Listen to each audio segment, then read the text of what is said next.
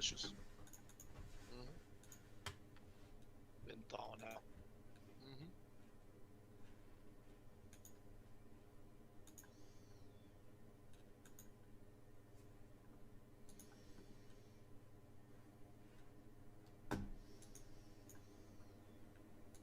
Alrighty. I am good to go. I have 18 seconds. No, you're good.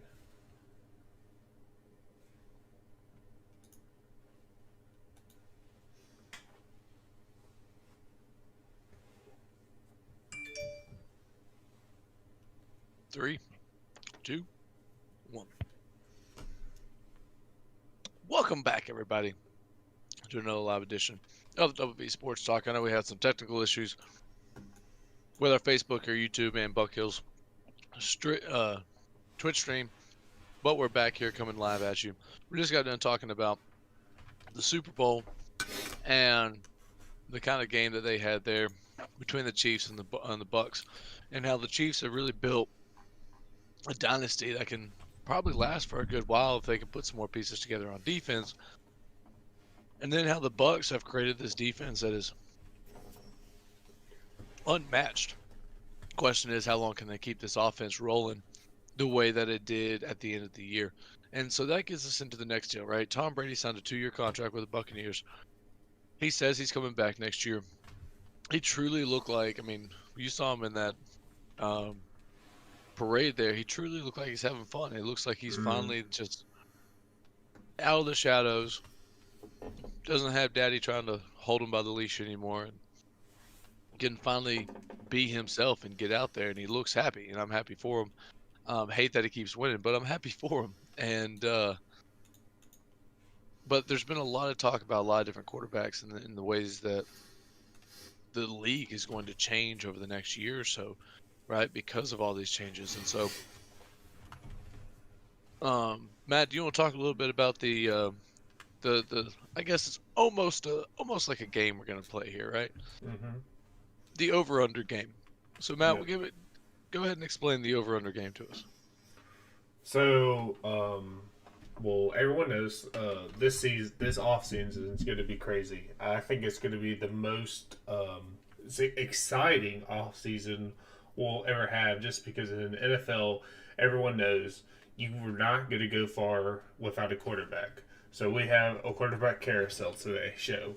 Well, Adam Schefter, ESPN, has announced. He said that he believes that there'll be over under for 18 quarterback changes. So he believes over. I also believe over that we're going to have 18 teams that will next year, or 18 teams that will have over We'll have have new a starting new quarterback. starting quarterback than they had of this 2020 season. And we have a list So, of some of the players that have came up, some of the players that have little question marks with them, and the other ones that we haven't mentioned. There's really no question marks that they won't be back next year. exactly, right? So once again, like you said, right? Over under 18 quarterbacks. What's up, Silestorm, man? Appreciate you coming by. Over under of new starting quarterbacks in the league. So, BuckHeels over here is saying 18, so that's 2 more than half of the league, right? So that's a Mm-hmm. ton of quarterback changes right there. Very first one we're going to start off with is probably one of the best ones on the list right now. And the reason it's so big is because I don't think anybody thought that this guy would be going anywhere. And it's Russell Wilson with the Seattle Seahawks. Obviously, he won a Super Bowl with them, took them to another one. And then poor game management by the offensive coordinator, calling a pass instead of a run there on 1st and goal when you have beast mode there in the backfield. But he has expressed that he's unhappy with certain parts of the organization, wants more of a say, and I think this comes a lot from what's been going on with Deshaun Watson.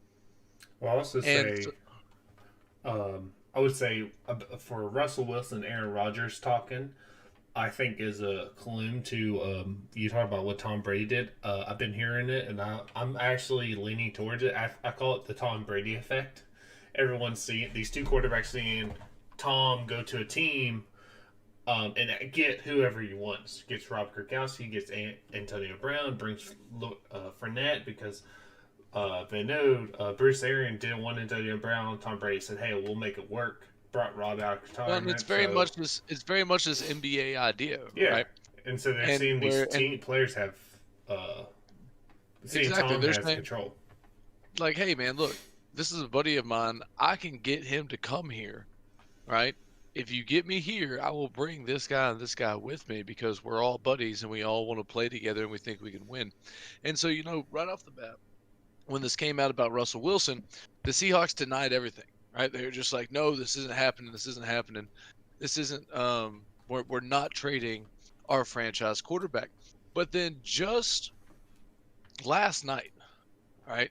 Just last night, Sports Illustrated released that a blockbuster trade has been in the works, right? That there's a couple things that could possibly happen, right? And Nick Wright of Fox Sports presented this four-team trade that he thought could be the biggest trade in NFL history if it was to go through. And it's a four-team trade where the New York Jets receive Russell Wilson, the 49ers receive Deshaun Watson, the Texans receive Sam Darnold and 3 first-round draft picks and 1 second-round pick. And then the Seahawks receive Jimmy Garoppolo, Nick Bosa, and 2 first-round picks. Now, the chances of this actually happening are probably extremely slim, but just to think that this kind of trade deal was brought up in discussion, what are your thoughts on that? I mean, you can never say it won't happen, but I don't see it happening. Seattle has already came out and they're not saying they're not going to trade him. They've already shot down everyone that has come up or called asking if they could trade after this came out. And I think what the problems Russell is having, he has had talks with Pete Carroll behind doors. They have said this week. So unless those talks um, don't come out good, and then Russell's like demands a trade the next couple weeks, I don't really see him. But it's going to be See him leaving something here. like that. It's going to be like a blockbuster trade because No, I agree. They're saying this is the perfect trade for everybody. And you think about it, Russell Wilson's not leaving, in my opinion. All right, so mm-mm. there's one you can knock off the list of a starting quarterback that's not going to change. All right, I know you're taking the over. I'm definitely taking the under. Okay, um, but I don't see him leaving. But that would be an interesting trade there, where you get all these teams to shake up their quarterbacks, and obviously Houston gets the picks that they need to try to build there, and Seattle ends up getting a quarterback and a pass rusher out of the deal that they desperately, desperately need. So you're right. I don't think that it's going to end up happening. I think that Russell Wilson is there to stay. I think that as things progress within that organization, um, they will be able to work out some kind of deal, but they got to get him some help. I mean, if you're the most sacked quarterback in the league and you're still fighting for a chance to be the league MVP, I'm gonna be pissed off too.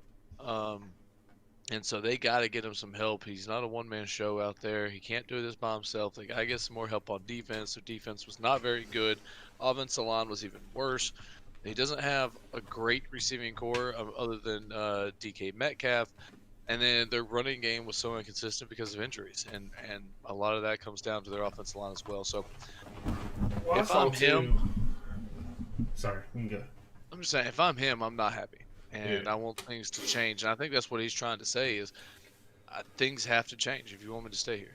Well, if you saw at the beginning of the season when he was in MVP discussion and the team was actually playing really good, it was let Russ cook, and he was had free to throw the ball, but he had a not a great but all right running game, and then you saw the running backs go both Hyde and Carson get hurt, and then it was like, all right, it's all Russ, and he started to turn the ball over, and they dropped some games. Well, near the end, the second half, when they get the running backs back, the Seattle was kind of like inconsistent, and they went back to their old ways that won them the Super Bowl: run the ball, game manager Russ.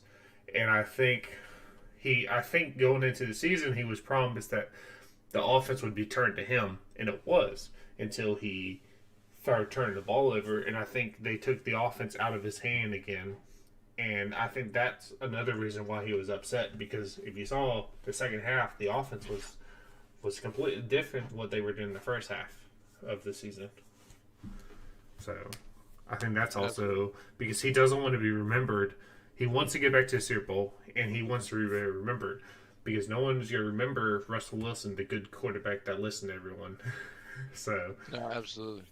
Um, so we'll see what ends up happening there. I think those are all possibilities, but a matter of time to see what actually ends up happening there. So let's go on to the next one. There's a lot of controversy about him throughout the season. Ended up leading the league in sacks and didn't play a full season like Russell Wilson did, and led the league in interceptions before he was replaced by the rookie Jalen Hurts, and that's of course Carson Wentz. So Carson Wentz, a lot of talks about what was going to end up happening there with him.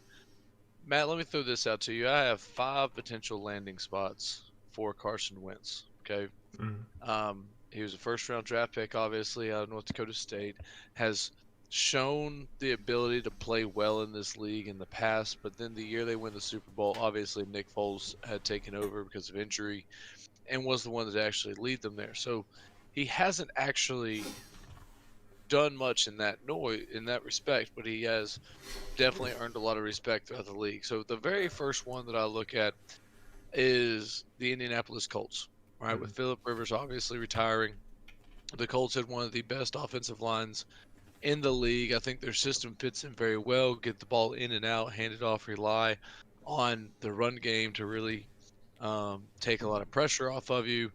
You just play action, sit back there, get the ball out quick. Um, and so I think that's with a very stout defense. So I think that's a good potential landing spot for him. The other one is the Las Vegas Raiders if they do decide to move on from Derek Carr because, it's not like Derek Carr has played consistently the way that they want him to. After that, I look at the New England Patriots because they've obviously moved on from Cam Newton. I think Carson Wentz can be more of that game manager that they're looking for. Um, because very much like the Colts, they rely on the running game, short passes, play actions, things like that. Not a whole lot of sit back there in the pocket, drop back scenarios. And so I think that's a possible landing spot. And then obviously the Denver Broncos are definitely going to look for a quarterback. I mean, that's been their biggest issue um, since Peyton Manning left. And so could you bring him in to try to see what you can do there? And then last but not least, I don't rule the Bears out. Now right now they don't have the free agent room for him, but if they move on from Mr. Trubisky and Nick Foles both, then they have plenty of room to bring him in, and depending on if that's something they want to take a chance on. I think that's probably the least likely out of it. But I do think the Colts, the Patriots, and the Broncos would all be very good spots for Carson Wentz.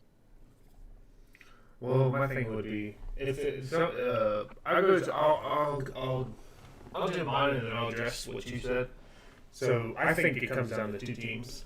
But before, if I'm a GM, I'd be looking for someone else more because although you said that Carson Wentz 2017 was looking to, if he stayed healthy, people think that he would have won the MVP. But the mental collapse that he had, I don't think I ever seen a quarterback have that big of a mental collapse.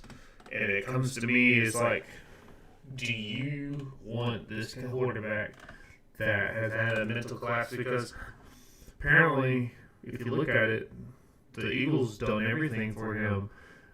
They got rid of the head coach for him, and it's more like the.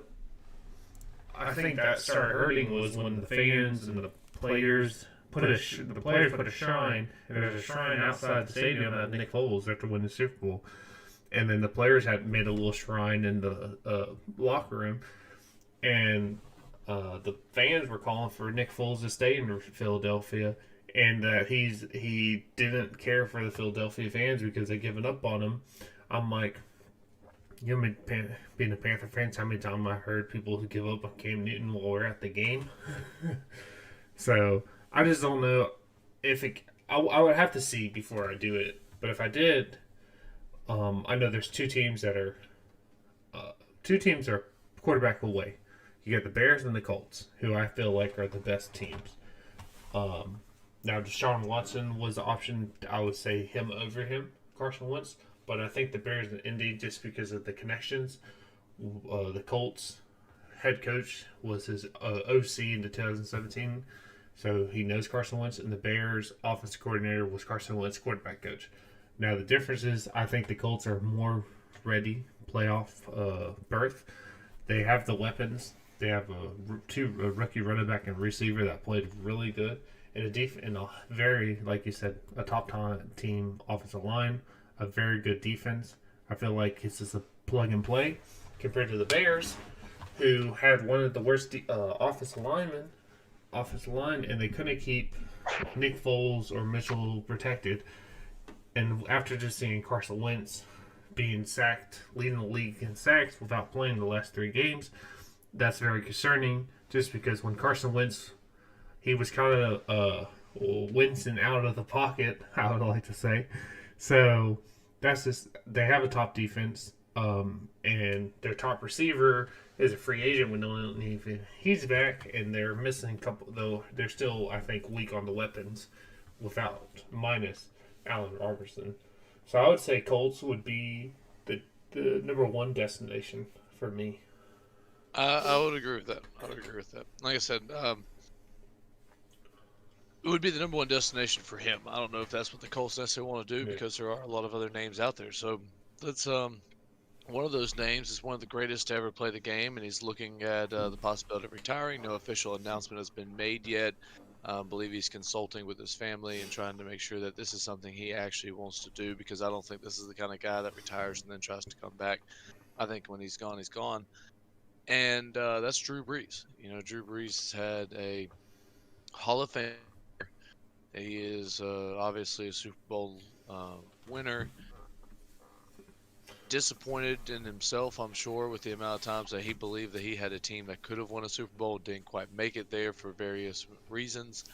Um, but what him and Sean Payton have done in New Orleans has been special for not only that franchise, but for the league. I mean, you're talking about the paper bag fans for decades, where it was an embarrassment to call yourself a Saints fan, and then what they've done and turned it around in the last 15 years has been absolutely um, amazing. And so, gotta look at what's going to happen there. Obviously, if Drew Brees is there, he's a starting quarterback. No ifs, ands about it. If he's gone, right? Yeah. They have Jameis Winston, who's been obviously a starter in the league for a number of years, through 30 interceptions. His last year starting in the league, ends up going to sit behind Drew Brees and talks about how much he's learned over the last couple of years.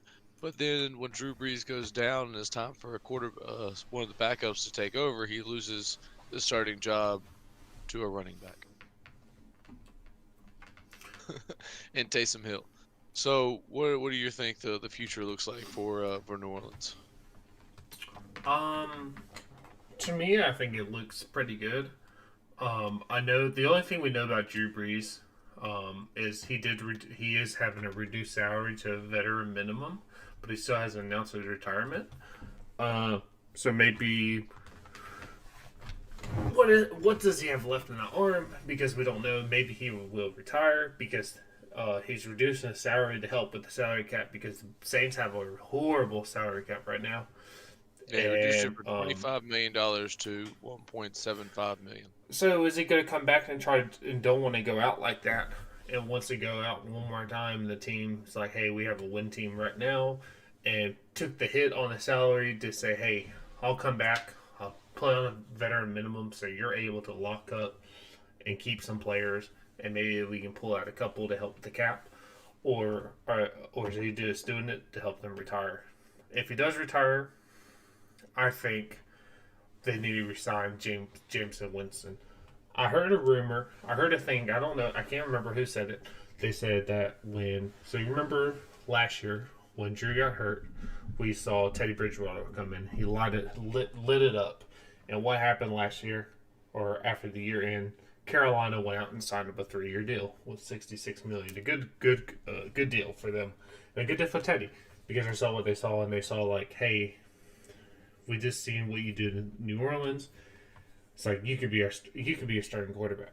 Well, this year we saw uh, uh, Taysom Hill go out and start, and there's rumors that people were saying the reason why he got it over James Winston, not because Taysom Hill outperformed him, that Peyton Manning, Sean Payton. Sean Payton saw the potential and saw James Winston and saw what he could do and said, hey, I don't want to put him out in the spotlight and lose him if someone's going to throw even more money than we would. So I think Sean Payton sees great potential in James Winston, who's like, and just given that year behind Drew Brees and sitting behind him to see what he needs to improve. That he's like, hey, I don't have to be a gunslinger, and I don't see him throwing 30 picks in his future anymore either. So I think James Winston is the perfect. I think he's the answer. I don't think they need to go out and try to find someone else. There's people who are saying that, hey, go get Teddy Bridgewater, bring him back. He did great things with the Saints. I think they have it right there already with James Winston. So I think James Winston is the Saints answer, should be the Saints answer. You know, if you're gonna give up $24 million and you're gonna come back, you're there for 1 year. Yeah. You're saying, here's the deal. I'm going for the Super Bowl win. You get who you need to get in here to make this thing happen. We're making a run. And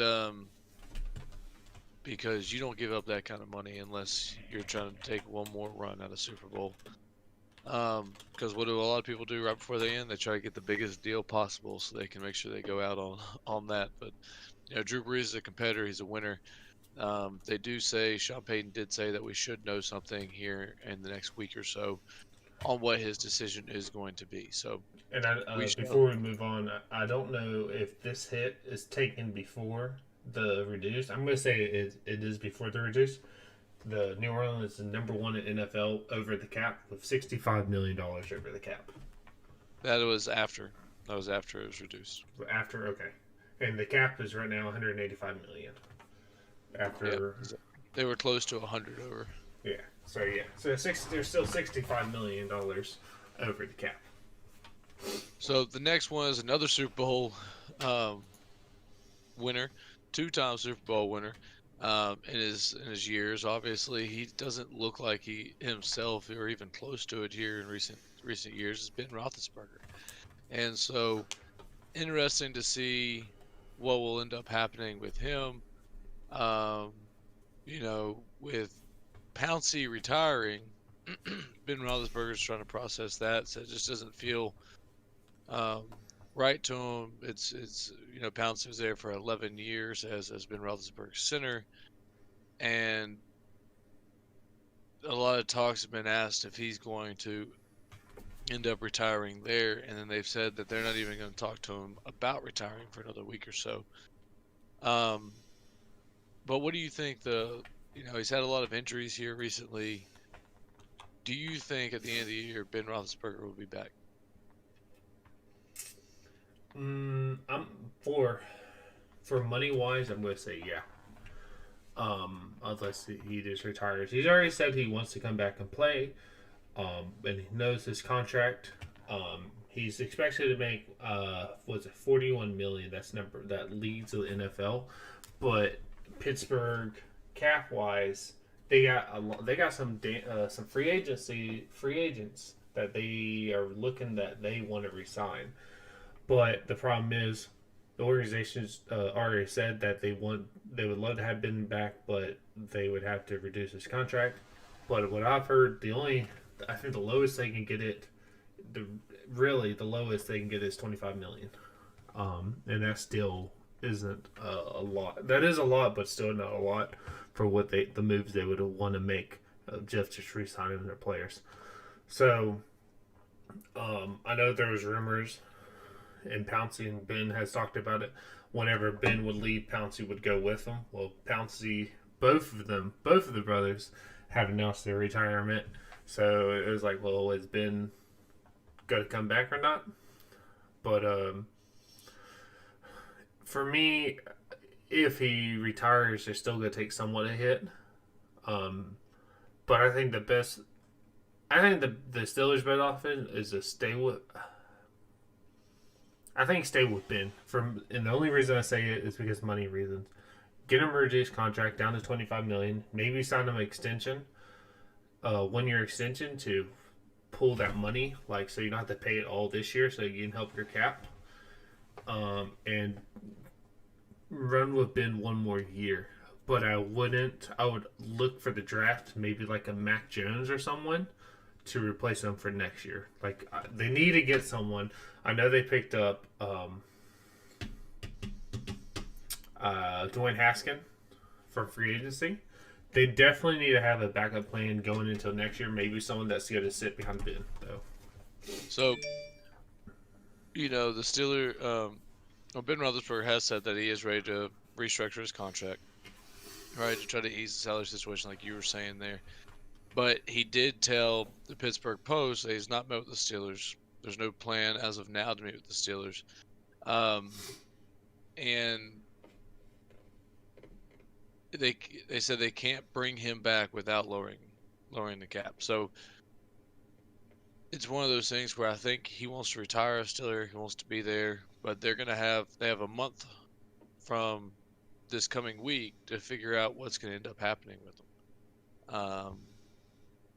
And so Has to be it's going to before be interesting. March because that's when the roster bonus comes in. March 19th. Yeah. Decision has to be made by then. And so it'll be interesting to see. I do think that Ben Roethlisberger will probably come back for one more season because I don't think he's been happy with the way things have gone the last 2 years and doesn't want to be remembered that way. But I don't know how much more his body has. Yeah. He just doesn't look like the same guy out there. He really just looks like Father Time, and all those injuries have caught up with him and just doesn't look healthy, to be honest. So part of it's going to be on what trades him. So, or how he trains moving forward. And, the other one to really look at is Aaron Rodgers. They went ahead and signed drafted a quarterback, and he was adamantly pissed off about it. So what's he do? He goes wins a NFL MVP award.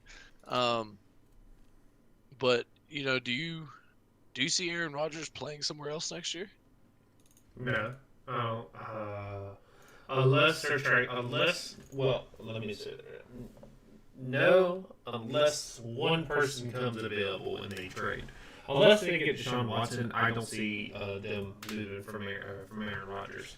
That's the only person. That's the only person I think the organization would consider. If and I think it wouldn't be. I think it would be Houston Texans knocking at their door, saying, "Hey, want to trade for Aaron Rodgers for Deshaun Watson and whoever else is in the picture." But anyone else in the picture, they're like, "Hey, we'll trade you Dak." No, we'll trade you See, I don't even think. No. I don't even think that'll happen. I just don't see. Not even for Deshaun Watson. Not when you have Jordan Love there sitting behind him. There's obviously something going on there with the organization, But then again, Aaron Rodgers sat for 3 years before it was finally his turn to play, and so we'll see what happens moving forward. But I think Aaron Rodgers proved a point this year that he's still very much an elite quarterback, still has everything he needs. But once again, another year comes around where the Packers just don't have enough to get the job done, and it falls on their defense. And I don't know when they're finally going to realize this and put money back into their defense, because you looked back to that Super Bowl run, they had a solid offense, but it was their defense that got the job done. They got to put more money in their defense and try to help out. I think they need also a solid number 2 receiver. A lot of people said they didn't need the weapons. They didn't need the weapons. Well, in the postseason against the Buccaneers, they needed another weapon. Adams, how good he is. He was taken away a lot of times. And he might have some guys, but none of those other guys are number 2. I think they need to bring a number two in, like a legit number two, and like Chris Godwin out there, Allen Robertson's out there, Juju Swift Shifter's out there, AJ Green, maybe AJ Green even, but like someone that could be on the other side and definitely improve that. They need to improve that front seven, I believe, because that secondary they were playing lights in, lights out near the end of the season. No, I agree. They could definitely use some more help there. Um, but I'm always saying if you can't stop anybody, it doesn't matter. Mm-hmm. But so we'll see what happens there. We won't spend too much time on him knowing what the situation is there. So, we'll look at the next one here on the list. Dak Prescott coming off of major leg injury there that we all saw. Um, Obviously, they've been in contract disputes now for a couple years. They've had a franchise tag him twice now. On top of that, you had Andy Dalton come in and actually play pretty well there behind him. So let me ask you two questions here. First off, Matt, this is a two-part question. First off, does Dak Prescott re-sign with the Cowboys? An actual contract, not a franchise tag. And then two, if he does not, is Andy Dalton the starting quarterback for the Dallas Cowboys? I thought more of this. I don't. I'll say that Dak will be with the team next year, but he won't be with the team the following year. And I think I think Andy Dalton will be back. And I think he'll be. I think.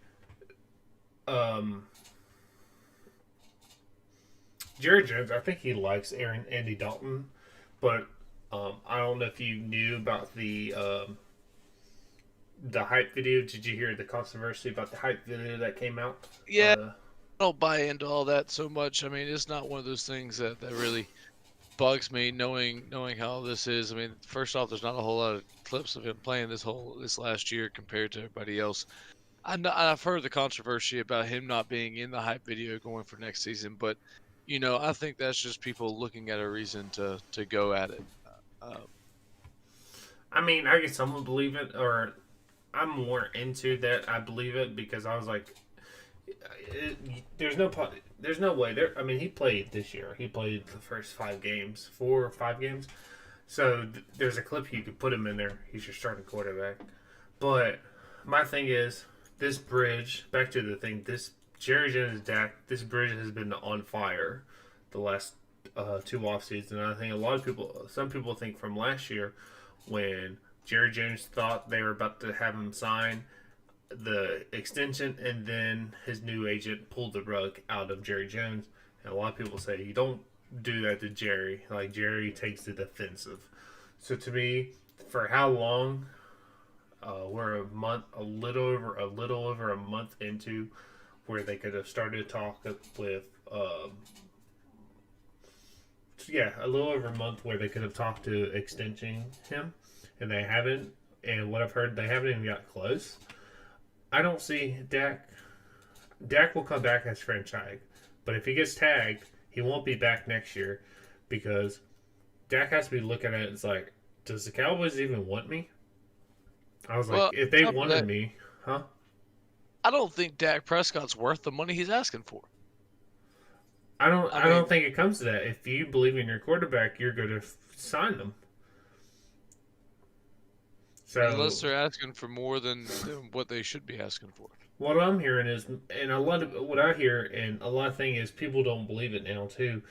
It's not about the money; it's about the years. He wants a 4-year deal; they want a 5-year deal, and I don't think that's the thing about it. But I know they're. No one knows what they want just because it's not leaked out. There's only a little stuff leaking out, and there's other stuff being leaked out, so you don't know what's true. But at the end of the day, if he gets franchise tagged, he won't be back next year because he could just pull the Kirk Cousins. Because, first of all, the Cowboys are not going to pay him. If he gets franchise tagged this year, next year, and he gets tagged again next year, they're not tagging him because he'll cost the salary. He'll cost the team $53 million. and the team's not going to pay a quarterback $53 million. Uh, so he'll be Especially not him. yeah. So if he gets tagged again, he's not coming back. And I'd pay Russell Wilson 53 million. well, I was looking up. I'd pay Deshaun I'll Watson just say 53 this: million. I looked up Patrick Mahomes' contract because I was I'd like, pay Patrick Mahomes 53 million. his contract is very friendly this year and next year. Oh, it I gets don't bad. know. So in 2027, do you know that's the highest peak where he's getting paid? Do you know how much he's getting paid in 2027? Well, it's a Go. 10-year contract worth $500 million. Yep. And it goes up. I mean, 2027 is the peak, and then it goes back down where it's friendly for the team again. my guess is probably somewhere around 50, 60 million. Not that high, but you were close to your first one. 49 million. Yeah, so you're Patrick Mahomes. The most that he'll make is 59 million. Yeah, Dak Prescott is a $20 million a year kind of guy in my mind.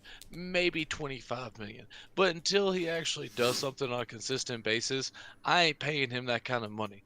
You know, like I said, I'll pay Deshaun Watson that kind of money. I'll pay Russell Wilson that kind of money.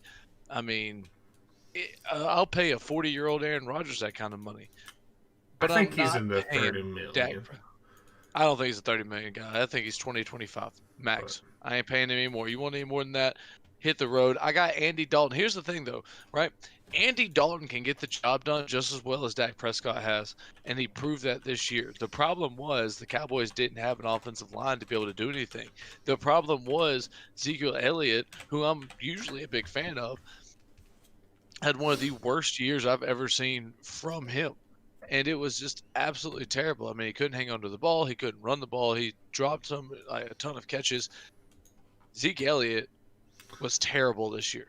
Was terrible this year and does not deserve to be a starting running back in the NFL. And so what Andy Dalton did with all those pieces before he got hurt, I was extremely impressed with. see, But Dak I Prescott, was upset. I wasn't impressed with Andy Dalton. He at the end they started playing with the defense started playing good. But you saw that Cowboys team; they collapsed after Dak went out because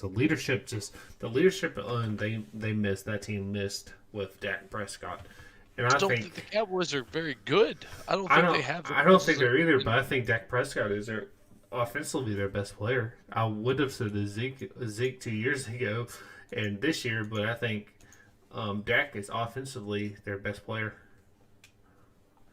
But we'll So see how he comes back from the injury, I and do we'll say see what this: ends up happening there. Dak, if he does get franchise tagged, I have the numbers up. The tag will be 37.7 million, and if they tag him next year, it would be 52. And a lot of I'm not people, paying him they're 30. not. I'm No not one's paying paying. him 30, $37 million. Well, they're not going to let him walk. No, for nothing. I mean, it's just I'm letting him walk. I ain't paying him that kind of money. You're you're not going to let him walk for nothing. That's the only problem. You don't want to. You gotta you want to trade him, but the problem is you can't trade. You can't He's just not trade under away. contract. No, well, if you franchise tag them, you can't just straight up trade them when they're under tag. If I remember, it has Well, to, and the even if player you has to were, agree. even if you try to trade him when he's under freaking contract, nobody's going to take on a $37 million contract for Dak freaking Prescott. I think they would. A lot of people. I think teams that don't have anyone will take them and sign them to extension. I think you're wrong about there. There's teams that are interested. I think it's just the Cowboys. The thing that a lot of people is the reason why I think people look at his other draft, the people that were Here, drafted. They look at Jared Goff and they look at Carson Wentz. I don't think Jared Goff is a $30 million quarterback. I don't think Carson Wentz is a $30 million quarterback. I think that entire draft class is an average group of starters at best. I mean, Dak Prescott's best year as a starting quarterback, his very best year as a starting quarterback was his first year in the league. That's it. Everybody keeps talking about that. His first year in the league, he threw for 23 touchdowns, had 4 picks, and a quarterback rating of 104.9. He has yet, since then, right? Since then, to have over a quarterback rating of 100. Since then, he threw 22 touchdowns, 13 interceptions, 22 touchdowns, 8 interceptions, 30 touchdowns, 11 interceptions, and then before he got hurt in 5 games, he had 4 picks in the first 5 games. with 9 touchdowns there, and he's never thrown like this year. He threw for 68%. He averages 66% of his passes. A third of his or 2/3 of his balls that he throws are incomplete. Andy Dalton has those numbers and better, and it's just one of those things where talk about the help that he had. Like Andy Dalton didn't have Jack and You know what the with the only Bengals. you know what the only difference that about Andy Dalton and Dak Prescott would be? Dak Prescott has a playoff win, Andy Dalton doesn't. So Oh, I'm sorry. Yeah, you're right. The Cowboys have won one playoff game in the last 20 years. Go ahead and give them praise on that. and But they it's never just win. But we'll move on. I mean, this is not about. We'll get into this later. This no, I understand later. that. It's just I don't think Andy Dalton, or sorry, Des Prescott. I don't think anybody. If you're paying more than $30 million for Dak Prescott, then you're throwing money away, in my opinion. But at the same time, I also know how every single Cowboys fan gets a massive hard on for him, and I don't get it. But we'll see what happens. Talking about massive hard on for people. This next group with the Chicago Bears cannot figure out what they want. They signed Nick Foles to a contract, trying to put pressure on Mr. Trubisky. Mr. Trubisky starts the year, gets fired. Nick Foles comes in, gets hurt. Mitch Trubisky comes back, says, "What's up? Look at me. I'm here to play some ball," and then played fairly decent.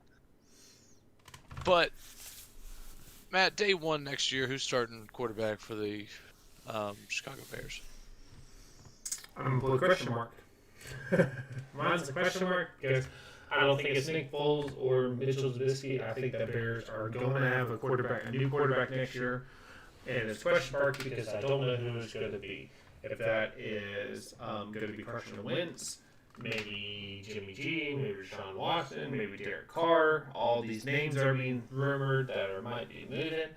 So I'm going to say it's not going to be either of these guys, and it's going to be a question mark. It's going to be interesting to see. I mean, who? I mean, are the Bears finally had enough and they're just ready to move on from both of them, like you said? Well, I think Mitchell is a free agent this year, so I don't think they're bringing him back. And I think Nick Foles will be in a trade partner, a trade. If not, he will be on the team. But the problem is, I think he'll be a trade because of his contract issues. Because I don't think they want to keep him with that contract. I mean, possibly. But, I'm really not sure what's going to happen here, to be 100% honest. I don't know where they're going to go with this. Well, let's talk about who would you want to see in Chicago? Like, who do you think would be the better fit? Like, we already talked about Carson Wentz would be To be honest, I'm would thinking be Tyrod Taylor. Tyrod Taylor. Tyrod. Tyrod Taylor. I think he was playing the best ball that he's played before he got hurt. Okay, there with the Chargers. He ends up getting hurt. They bring in the rookie, obviously wins Rookie of the Year. But Tyrod Taylor was having a really good year before then. I'd like to see him get another chance. I think the Bears would be a good opportunity for that. I don't think the Bears are win ready right now, and I think that's the biggest issue. Is they have a lot more puzzles that they need to put in there. They have a lot more work they need to do. They're not ready to take control of that division, or even end up getting a franchise. A wild card.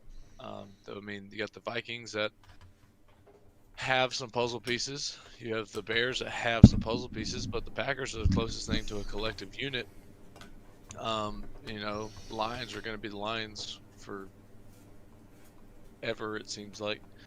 But I think there's just too many strong teams in the NFC in general for them to make a run right now. So whoever it is has to be somebody you can build around over the next couple of years. I mean,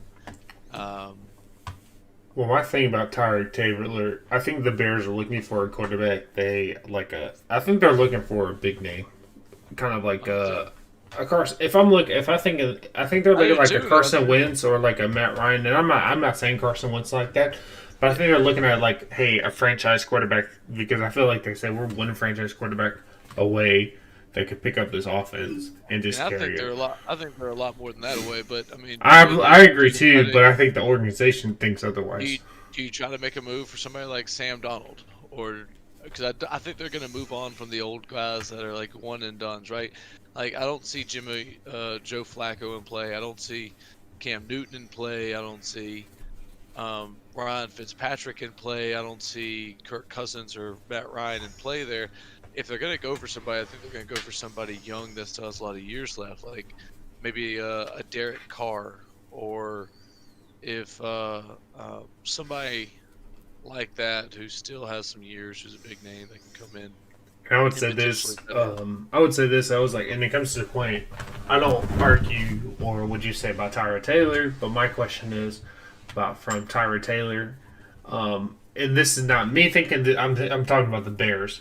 We saw what Tyra Taylor what he was. He only played really one game last year, and then because of lung injury, he loses his job to Justin Herbert. And so you're taking that and last year's performance. Um, and then the Bears are thinking, is he better than what we have right now? And if Uh, I'm the Bears, I don't think so. I think Nick Foles would be better. I'm not saying he's better. I feel like the organization would think that because I don't see them going and get Tyra Taylor. I don't either. I don't see that either. I mean, I really don't. You got two quarterbacks who are game managers. I mean, they really are. They're not going to do anything special. You just got to ask them to not turn the ball over and just win you the game. But they don't think they have the pieces around to do that. So they're unfairly putting the pressure on the quarterback to end up going through there and win the game for them when that's not who either one of those guys are. And I don't think there's anybody out there who's willing to take a chance on going to the Bears right now. And Richmond, to answer your question, not enough. Not enough did. But you know I just don't see it. It'd be interesting to see what ends up happening there and the moves that they end up making. But you know, if I'm them right now, I mean, you already got Nick Foles under contract. Maybe you try to save some money by moving Mr. Trubisky, but at the same time, he was a second overall pick. Like you have to. You feel like you're wasting it if you just throw him away at this point in time. I mean, it's a second overall pick. I don't care if you think it's a bust or not. You try to get something out of it. I mean, come on now. But that means you'd have to re-sign him. I understand that. Maybe you can get him for something cheap. It's not like he has anything on his resume. Well, I think it comes Um, down to what you're talking about. I think it has. You have to know what the market, what people want for him, what the market is wanting too. So, if there's a market out there for him,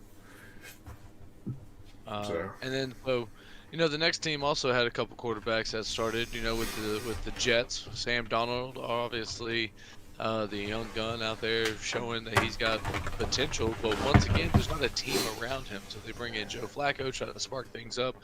Obviously, things haven't been great for Joe Flacco since he left the Ravens, went to the Broncos, and just not very good. Ends up signing with the Jets so he can keep playing football. Um, things don't go well for him there either. I don't think Joe Flacco's in play as a starting quarterback next year for the Jets, but he did start for him this year a little bit. Is Sam Donald going to be the starting quarterback week 1 next year for the New York Jets? I don't know. Just because of what you're been hearing lately, Sam Donald's is the player of talk right now. There's a lot of people, a lot of NFL teams. I think Sam Donald can still be a good quarterback to a potential great quarterback. They just feel like the organization has put him down the wrong path, and maybe a lot of people blame Adam Gates that he was a horrible, couldn't bring around Sam Donald, and he was just a cancer to him. So there's a lot of rumors I'm hearing that Sam Donald's. I don't think he is because of it matters to the Jets. I don't think he is because there's so many teams that are interested in him and trading him for in their picks. I mean, I really think that the Patriots would be a really good fit for him. Honestly, I think he'll fit anywhere. And it comes to the point for the Jets, who do they get back? I think Sam. I believe it's Sam Donald. I think he can be a good quarterback. Maybe a great quarterback. I won't say great yet until I can see him actually in a organization that's not the Jets. But I don't see him back just because how much his name is out there being thrown So you around see a him lot. as you see him as a starting quarterback in the league, just not a starting quarterback for the New York Jets. Yes, for how much people are interested in him. Okay. I could definitely see that happening for sure. I mean, obviously there's a lot of talk between Deshaun Watson and him. There's a lot of talks about the possibility of should the Colts go after him. There's talks about should there be a Sam Darnold, Jimmy Garoppolo trade. There's talks about the Panthers have even been mentioned in a trade for Sam Darnold. It's going to be. Oh, excuse me. It's gonna be interesting to see what ends up happening with him. I agree with you there. I think Sam Darnold is gonna be a starting quarterback next year.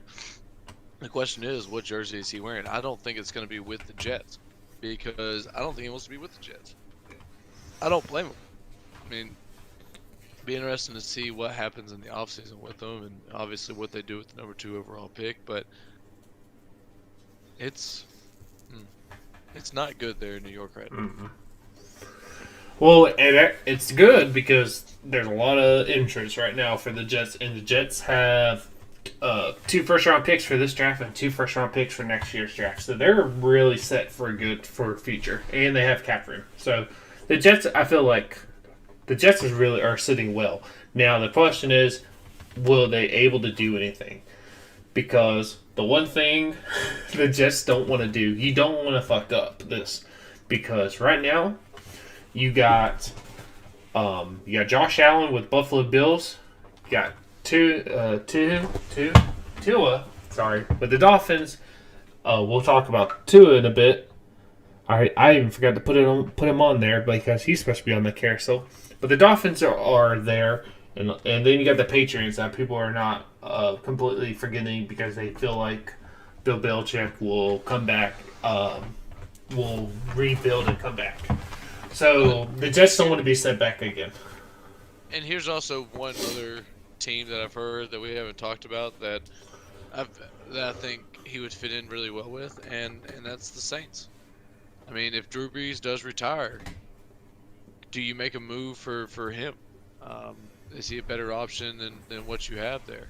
Well, it comes to the option at that point is like, is he a better option than James Winston? And then at that point, you're going to have to. At that point, then you have to say this: you're going to have to trade for him.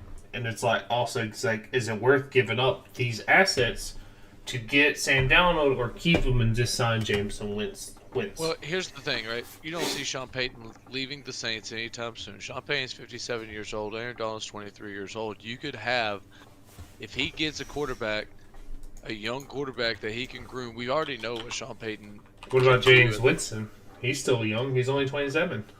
He is too, but at the same time, I think Sam Darnold is a much better quarterback than Jameis Winston. Now, granted, we haven't got to see the growth and progress he's made being in that room there, but you even can provide some quarterback competition in there.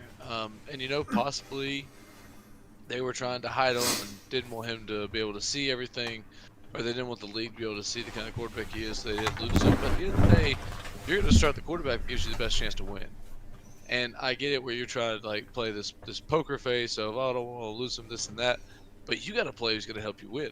And I really think that they play Taysom Hill because they believe that he gave him the best chance to win. Now, there could be a lot of potential there, a lot of growth, a chance to be able to do something. But, I think a Sam Darnold, Sean Payton partnership could be extremely beneficial to the New Orleans Saints for a long time to come. Well, it makes sense, but if I'm them, I don't do it. But it depends on what you can get the trade, I think that would be over that. If you can give up Jameis Winston and draft picks, then I think it's a no-brainer. If you can give up one asset, that's I couldn't even tell you what contract-wise would fit that because I haven't looked into it, but if you can make it work where you're not giving up a whole lot, obviously you're not going to give up Alvin Kamara or Michael Thomas or something like that. They're not going to get somebody like that. Nah, they're not going to get that for Sam Darnold. Now, exactly. So what do you give up for it? I think you can finagle your way into some draft picks and then some potential guys that just to make them happy. Well, I do think there would be one player that would be over that. It would be people are rumoring the Deshaun Watson to the Jets because of what the Jets can offer. If they can just straight up offer, hey, 3 first rounds, Sam Darnold, and we'll throw Quentin Williams at you. Well, I don't think the first thing the Texans have already said they have nailed down that they're not trading Deshaun Watson, but Jets are one of the top destinations. Not for Deshaun Watson. There's rumors of the teams that he were intrigued with to play. The Jets weren't up there, but I didn't hear my mouth. But for the organization wise, the Jets would be up there. They would consider just because the assets they could send to them of draft picks and players. Absolutely. Now, well, let's go ahead and continue on that then. Let's keep talking about Deshaun Watson, and what's going on there. Obviously, Deshaun Watson wants out of Houston. He's done. He's ready to get out. He wants them to move him. You know, there's talks about different places. I had some stuff you need to talk about it that I've heard taken in this week. I'll if you want me to. So they asked, so you know all the 32 ESPN analysts that follow the team. So there's David Newton that follows for the Panthers. They asked every 32 analysts where they think Deshaun Watson would be. All 31 teams said a different destination. But there was one person that said he would be a Houston Texan next year. And I'll just tell you, it was the person that follows the Houston Texans. She has said that she's talked with, or she believes the organization is for real, that they will hold their ground and not trade Watson and try to force his hand to see if he will actually hold out next year. Now, I think this is a thin line to go down because you're obviously tempting, especially what they just J.J. Watt asked for release. They released J.J. Watt, but Deshaun Watson asked for a trade. They're not trading him. Now, I do think that is different. Two different things going on, but it doesn't look good for Houston. They're trying to play this very hardball, and there's rumors that they are going to play hardball, and it comes to the point what does Deshaun Watson does. Because at the end of the day, he, like we said, he holds the power. He has the no trade clause. So if he can say no to anyone they want to try to throw him at. But it's also how much money he's willing to lose, because people were talking about he's came from nowhere. He came like grown up. He came from nothing, and he got that big money pay already. So it's like I feel like from hearing his where he grew up, I feel like his pride. I feel like he's not playing for Houston. And it has nothing to do with that to me. Like so I've met him on a handful of times. Right, he is an extremely humble, down-to-earth human being, but he is a competitor and he wants to win. And I think right now he saw that Houston essentially tanked their season. I mean, like when Bill O'Brien was still the head coach, he started feeling uncomfortable with what was going on. And they're just not. I mean, I don't see Houston winning anytime soon. I think that's what he sees. He just doesn't see any light at the end of the tunnel. He's such a competitor. He wants to win so badly, and I just don't think that he sees the ability to win there anytime soon. And he's not ready to try to sit and be part of a franchise quarterback for a team that's going to be rebuilding for the next 4 or 5 seasons just to get close to be competitive. Well, the organization also lost his trust too. Well, absolutely. You know, they say like if he's gonna ask like, hey, can I be involved in this? Right? You either tell him no, or you say yes and you actually do it. You don't tell him yes and then go out and do it without him. Just be like, oh, sorry, you're a player, whatever. Like, then you should have told him no from the start. So they said, no, we're gonna go on. We're gonna do what's best for the organization without your input. Don't tell him you're gonna ask for his input and then not actually get it. And I think that's where a lot of the issue came in that regard. Like, I just think he is ready to move on. I think he's to the point where he doesn't think he can win in Houston. I don't think he trusts the Houston organization. I don't think he wants to be there. And, you know, he is extremely prideful in what he does and who he is. And I do think that he's one that could hold out and end up going. But at the same time, he's also one that loves football. He loves competing. He loves playing. is he willing to give that up to prove a point? So it'll be interesting to see. I think that he's going to apply a lot of pressure, as much as the Houston Texans are going to apply pressure for him not to stay.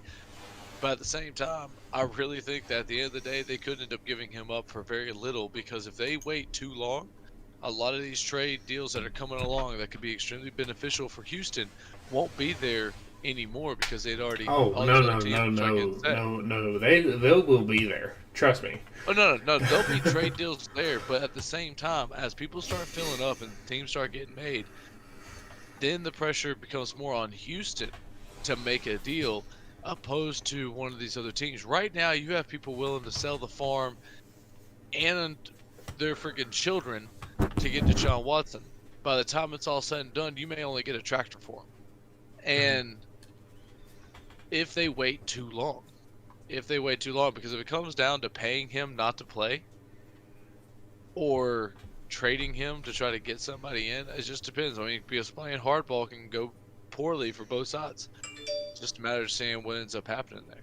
A couple trade destinations that I think could be extremely beneficial for Deshaun and Houston. Obviously we talked about the Jets.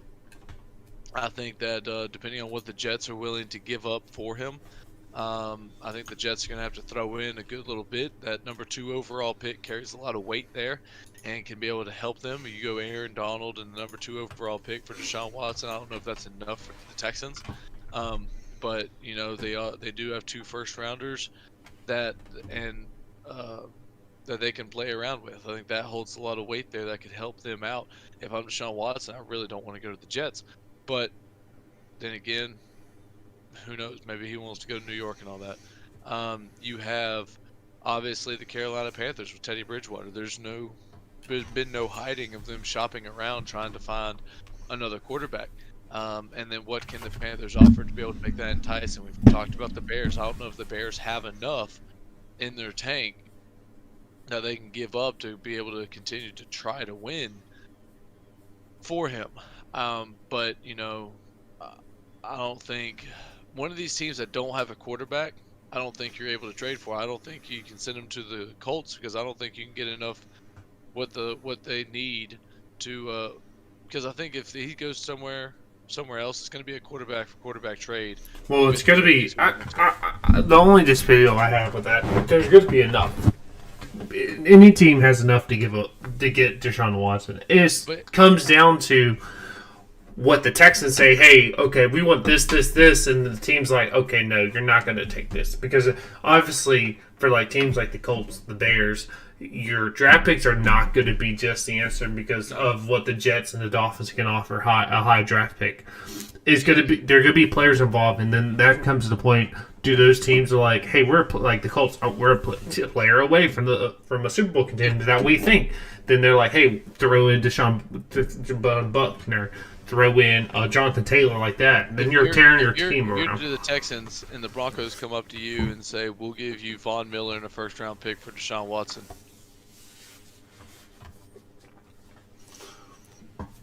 I would take it. I would take it just because I was like, at the end of the day, it's like, I love it. It's like, Von Miller, I love you, man. Helped bring us a Super Bowl. But what brought us a Super Bowl? Peyton Manning. And I'm not, no, I'm not saying the defense did, but what brought you back to contender? Peyton Manning. Quarterbacks and bring you, if you don't have a quarterback, you're not going anywhere. it's interesting to see what happened there. I think the Broncos would be a really good landing spot for him. I think he could. I think they have a lot of weapons out there. I think they could. I think he could be extremely successful as a Denver Bronco. I'd love to see him as a Carolina Panther, mainly because I think that Teddy Bridgewater's a good quarterback, but he just didn't close out games when he needed to at the end. There was too many times he didn't put games away, and I think that's what Deshaun Watson can bring. He can find a way. Like when you watch Deshaun Watson, here's the thing that makes him special, right? Is very similar to Patrick Mahomes. When the play breaks down, you think it's over, he finds a way to get the ball out and to make a play. He turns nothing into something. And sometimes that something's only 3 or 4 yards, but at the end of the day, the difference between 2nd and 10 and 2nd and 7 is absolutely huge. And that's what he's able to do, is he's able to find a way to extend plays. And it's not only with his feet, it's with his creative ability to be able to get the ball into interesting positions to allow his receivers to make plays. Now, the problem he had this past year is he didn't have any receivers. He didn't have any receivers, and he still led the league in passing completions and yards. So it'll be interesting to see with him. And we're talking about the Panthers. Let's talk about a former Panther and the free agent Cam Newton. Now, it's obviously that this is going to be one of the teams that's going to have a different starting quarterback next year with New England Patriots, since they've already moved on from Cam Newton.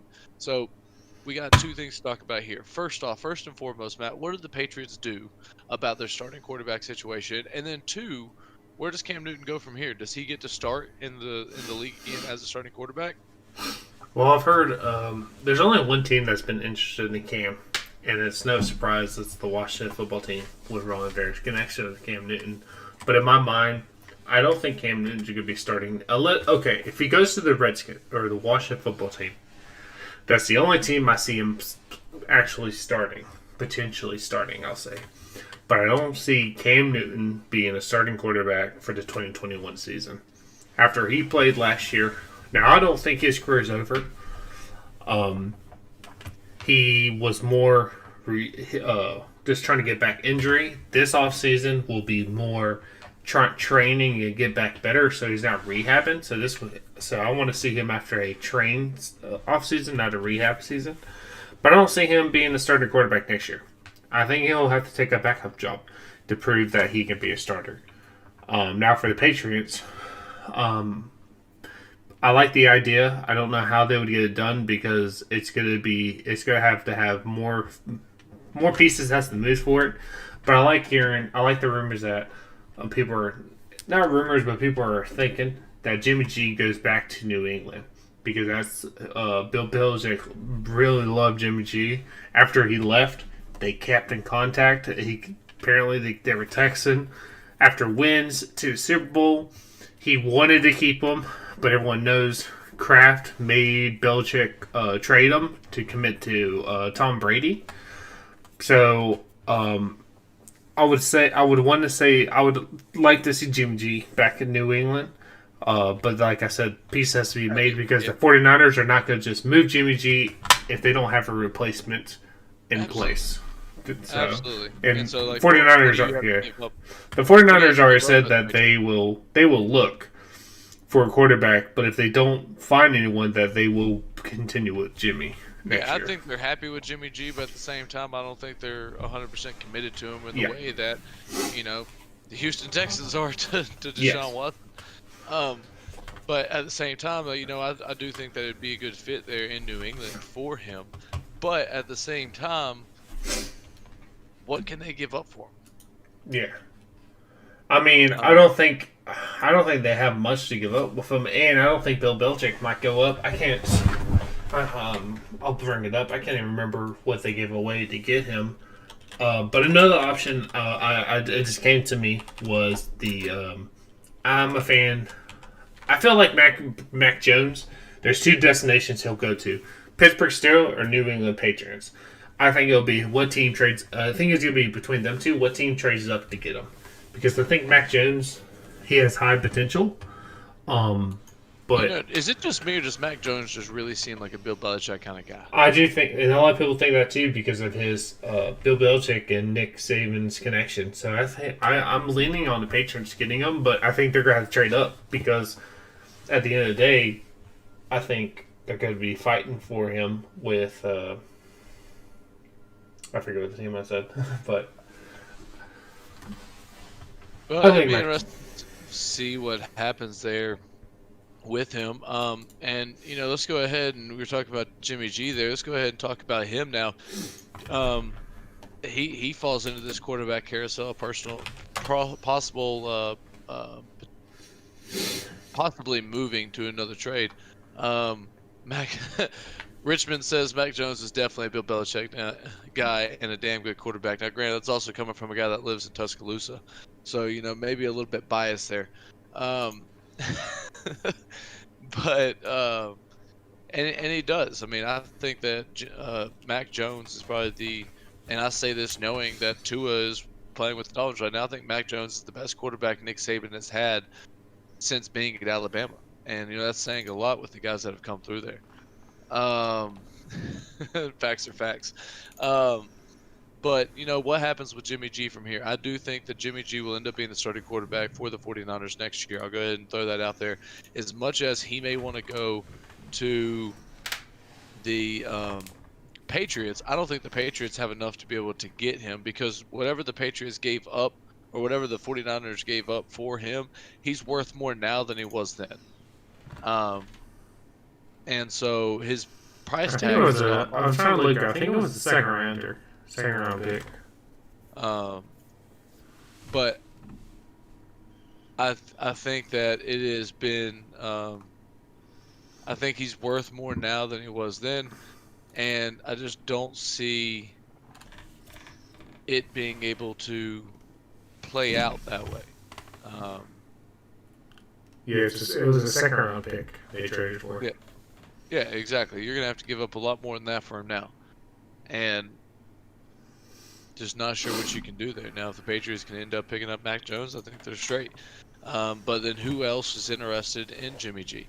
I think that's if you do end up making a move for him, it's somebody like a Deshaun Watson for Jimmy Garoppolo. It's somebody like an Aaron Donald for him. It's somebody like a Russell Wilson for him. But you don't take it. You don't lose him for somebody like Carson Wentz, right? You don't lose him for somebody like Nick Foles and Mr. Trubisky. You don't lose him for one of those guys. If you're going to lose him, you're going to lose him for somebody who's a winner, right? Somebody like Deshaun Watson. Somebody like Russell Wilson. Somebody like Aaron Donald. I think Aaron Donald is a winner. Or sorry, not Aaron Donald. Sam Darnold. So there's potential there. The other one that we were talking about with, say, Cam Newton going, potentially having interest, the Redskins having interest in him. And, I think that that's an interesting scenario there when you have Alex Smith in the mix. I mean, you have the comeback player of the year. Who starts for the Redskins next year? I do. I do say this before we move on there. I just thought of. I think swapping for a second round pick would be a fair pick trade. Now thinking about it, and the reason why you said he goes up, but you know what brings it back down? His injury history. I think brings it back down. His trade value. Possibly. But I mean, he also took a team to the Super Bowl, which. Well, he didn't get credit for. That's the only problem. Yeah. The credit went to the defense and Kyle Shanahan. But okay, to Aaron Smith, Alex Smith. I just thought So he has put interest that he wants to come back next year, and he wants to be on the team next year. They just signed back. They gave Tyler Haneke a 2-year extension to come back. Because I think they think that he's a trustworthy backup. Mm-hmm. And the thing is too, Alex Smith is due to make $23 million coming up year and $25 million next year. So he has money up there, and I think they would take a dead money cap. So for them, I don't see them moving Alex Smith.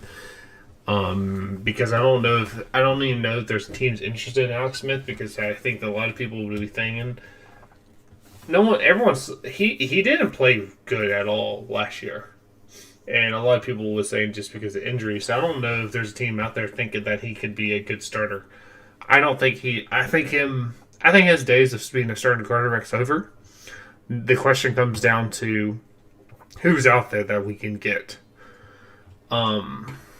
And we have already talked about all these names. I think for me, all those names should be considered to the point where I'm to the logistic quarterback, to the quarterbacks that you could potentially. So Carson Wentz, Jameis Winston, maybe even Andy Dalton when we were talking about Dak Prescott, if that became an option. I would even say Mitchell Trubisky, Sam Donalds, Jimmy G, like even you could say Kirk Cousins, Matt Ryan, but those are out, just throwing it out there. Like Derek Carr, Teddy Bridgewater, even Ryan Fitzpatrick, all those names are out there. They should look at. So to me, if there's nothing, if there's no name, if there's no like deals, I think Alex Smith will be the starter if they don't make any moves. But I don't see the Washington football team not make a move. If that. Bacon says Cam Newton needs to be the starter in Washington.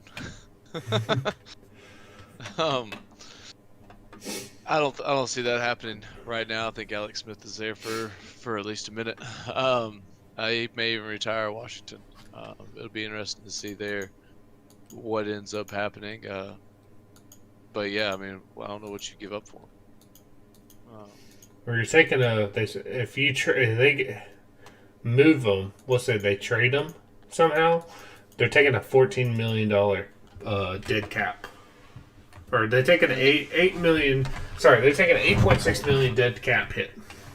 I mean, look, Alex Smith has a great story. He has a great, he's had a great career. I shouldn't say great career. He's had a good career in the NFL over the time, playing with the 49ers and the Chiefs and then obviously the Redskins, and what he did to come back. He's been a great inspiration, but honestly, what's he worth in a trade? I don't think you can trade a whole lot for him. I think what you do is you sign somebody as a backup. They already have Heineke, who played really well there. I think you can get one more who can really try to push that room a little bit, whether it be a $1 million deal with Cam Newton again, like he did with the Patriots. I think Cam Newton for $1 million is a steal. Mm-hmm. And then somebody like maybe if Mitch Trubisky's there in free agency and you need somebody there, you sign him for cheap. I don't think you pay too much for somebody, but I think you can. There's enough quarterbacks that are out there that you can get for cheap to be able to slide into to that spot, be able to help push the envelope. I do say this: if they do something with Alex Smith, they do move him. I think it will be after June 1st, and the reason why is I'm looking at the dead money hit. If they trade, let's say Alex Smith is trade. I don't see him being traded because I don't see that many destinations. But let's say they trade him. If they trade him before June 1st, the team would have to take an 8.6 dead money hit, cap hit. But they trade him after it, it'll only be a 4.3. But like I said, when I said earlier, I don't see. I see Bacon Bits said Alex Smith back to San Francisco. I don't see them thinking Alex Smith is a better quarterback at this time with his injury over Jimmy G. So I don't see a team out there saying that Alex Smith, who's 37 years old, with that that was a potential career injury. I can't speak today. His interest and who's out there looking at him saying, "Hey, he is our quarterback." So I'm with you there.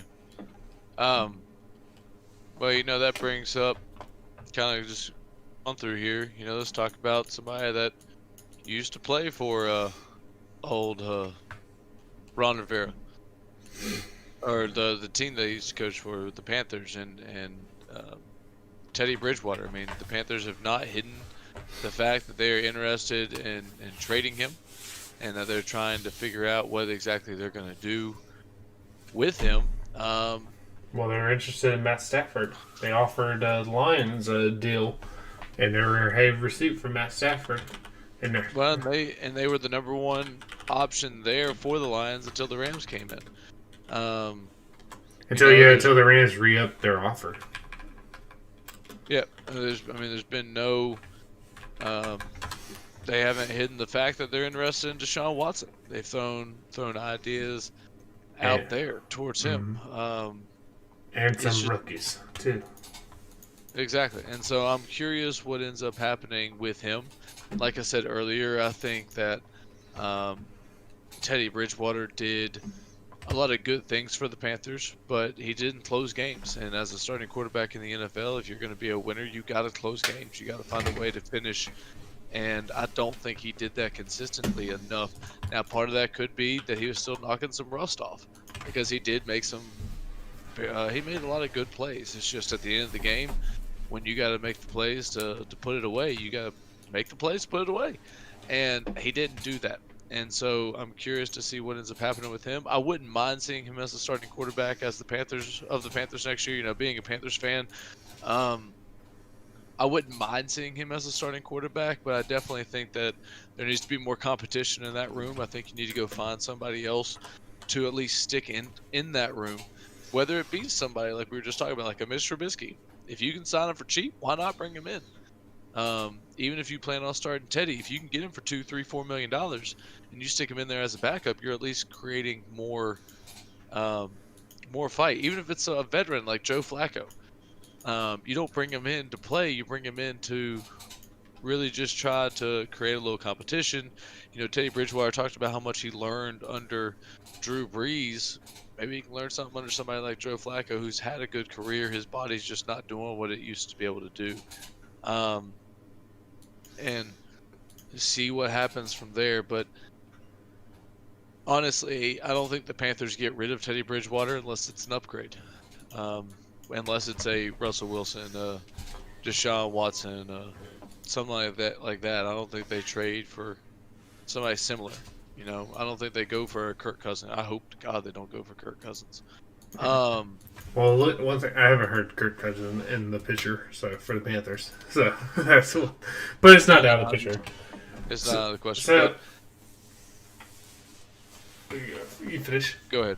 I was just say, I've been telling everyone, we're Panther fans. I said I would want to see Teddy Bridgewater as our quarterback because I think at the end of the day, he didn't lose his starting position. His play did not lose him a starting position. He played good. He just didn't finish. We know what David Tedner has already said. There was 8 games that came down to one possession that we could have won. And you just look at our record, 8 games plus the 5 games that we already won. That's a playoff team right there.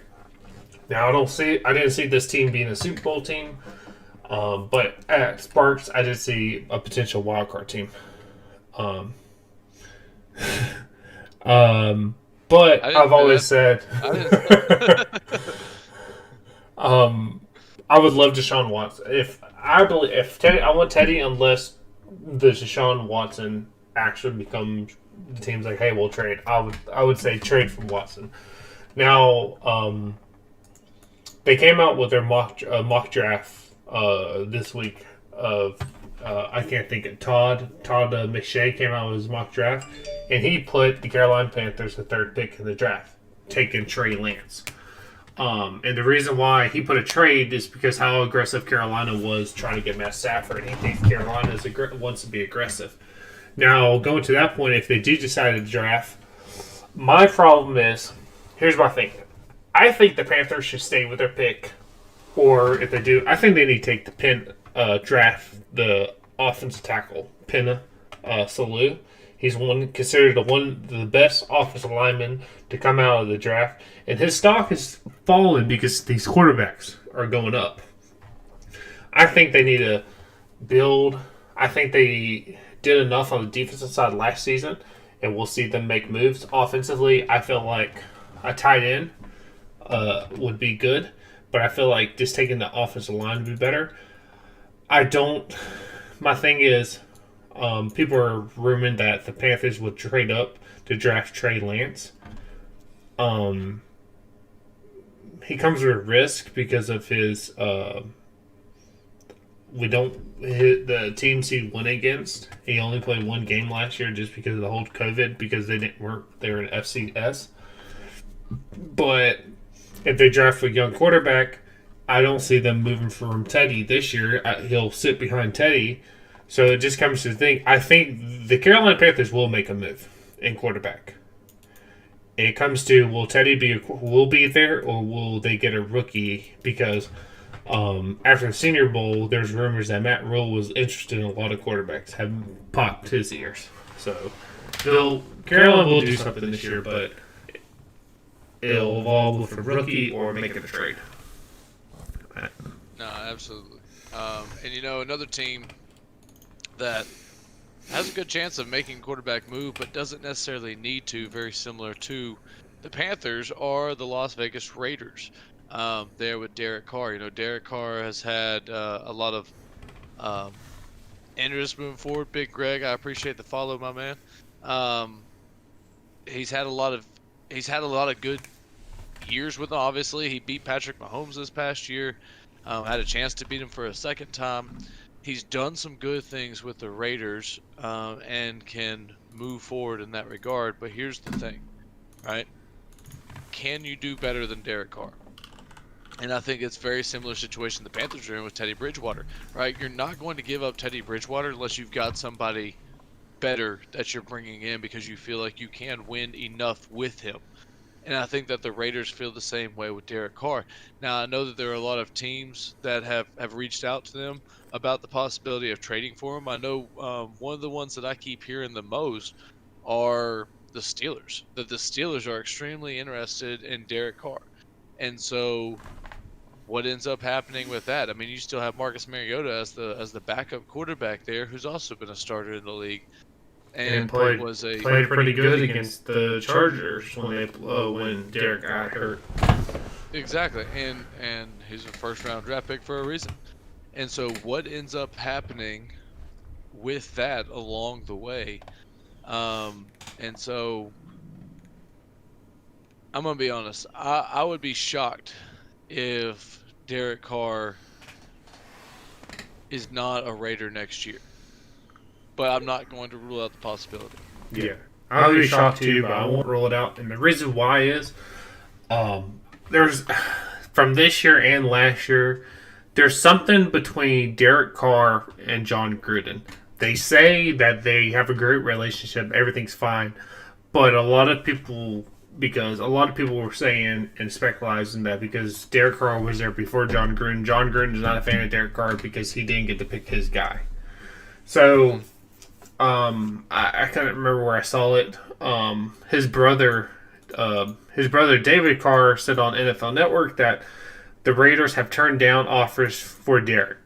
And so that's showing that they have shut the door on the conversation. But obviously, no doors shut because at the end of the day, if a team's desperate enough, if the Colts came out and threw an offer that's just that's like, oh wow, they're throwing this at us, or like a team's throwing this offer, they do have Marcus, and it's at the point they're not there like, hey, okay, who's gonna play that guy? They do have Marcus behind there. It just comes to the point. Colts, if I'm the Colts, I may try to go after somebody like Derek Carr. But let me ask you this, right? This is one we haven't talked about. What do you think about if things get dicey in Houston, right? And more so than they already are, and the Raiders and the Texans try to work out a deal between Derek Carr and Deshaun Watson. Yeah. Because what the Raiders also have is they have a lot more pieces that they can trade away and still be okay. There's only a handful of teams that are not. If Deshaun Watson, if the Texans were like, okay, fine, we are going to trade Deshaun Watson, and they finally break. They said they need a quarterback in the same time, right? Yeah. Well, for them, it would be smart to do to trade them before the draft so that they can actually make moves in the draft. Like if they want to take another quarterback, but if they don't, there's. I feel like someone brought it up, and I kind of agree. I didn't go down the list. If the team goes, Deshaun Watson is up for draft. There's 20 plus teams that should go after him, and I think it's legit. Deshaun Watson comes to the market. 20 plus teams need to go after him, unless you're just set. You're that guy. Like obviously, Patrick Mahomes not going to get traded. The Ravens, you look at them. Do you say, okay, Lamar, we like you, but hey, Deshaun Watson's on the market. It comes to Buffalo, Josh Allen. I don't see him moving. I think the Bills feel like they have their man, but everyone else, you're kind of like, is this our man or not? Like Dak Prescott, are you not telling me the Cowboys are going to trade him? I think they will for Deshaun Watson. So it comes to the option. It comes to that, like you're saying. I think the Las Vegas Raiders will dump Carr for Watson if that became a possibility. Yeah, I'm with you there. Like anybody in their right mind would go for Deshaun Watson unless you already have your quarterback set, right? But you feel like set too. Do what? And you have to feel like your quarterback is set compared to, like, let's say we'll go with the young quarterbacks. Justin Herbert and Joe Burrow. If those two organizations says we feel like our quarterback will be better than Deshaun Watson or be a top quarterback, you feel extremely confident in what you have there. I think the best moves for both, right, are those teams that we're talking about who feel like they want to upgrade a quarterback, right? And then you got the Texans who need somebody that can come in and at least keep the ball rolling because they don't want to throw away. Because if you're the Texans and you do accept a trade here, you have to take another quarterback in. You don't have anybody in place there. The Mm-hmm. Texans saw what happened in those years where they didn't have a quarterback, and they tried making things work. And so the things that make sense for me with the Texans are if you're going to trade Deshaun Watson, you get somebody like a Teddy Bridgewater, somebody like a Derek Carr, somebody like a Jimmy G, somebody like a Sam Darnold, somebody like that. I don't think you risk it on Carson Wentz, right? I don't think you Mm-hmm. risk it on somebody like Kirk Cousins. I don't think you risk it on somebody like Drew Lock. And so it's interesting. It'll be interesting to see how this plays out. Now, granted, I do think that the Raiders will end up going into the year starting with Derek Carr as a starting quarterback because I think Derek Carr made a lot of growth this year. I thought he played extremely well for the most part, and I think the Raiders are moving in a good direction. They're just in the same division as the Chiefs. Well, I think they're offensively. I feel like they're fine. They have young talents that could get better. The biggest thing that what happened, the defense fell off. They fired their defense coordinator. They hired. Um, they did no. I don't know if they fired a defense coordinator yet, but the defense is the question is the part that needs to be fixed. I feel like if their defense picked back up, I feel like they are a Super Bowl contender with Derek Carr. Yes. You go with I'm very, see Bacon Bits. Teddy is better than Alex Smith. My team doesn't even have a name right now. And the Washington needs to come up with a name. They need to say, ask the fans, go and put a thing, fans, what do you want, and make a poll for the Washington fans to see what the name. They need a name. I, I don't know why they haven't came up with a name yet. Why it's I been so love. long. I love the thing Dad said. Washington just needs to call themselves the Foreskins because everybody in Washington's a dick. I think uh, me and Charlie were talking about the Cleveland Indians, and I think we came up with we were thought that we were looking at the names, a I list of think the they names. just. They need to go with the Cleveland Spiders. I think we both agreed. I think they just need to go with the Cleveland Tribe and leave it at that. Well, that's what I said. I thought about that, but I think the Cleveland Spiders. I don't know if you knew. That's what they originally used to be in the 1800s. They were the Cleveland Spiders before, and I like the logo idea. I'll send it to you. Uh, I like that logo they had. but the throw it up on top of your stream if you Well, want. they want to be the Spiders' mom, but they already said that they're changing it. So I agree. I want them to be the Indians, but they said they're changing it.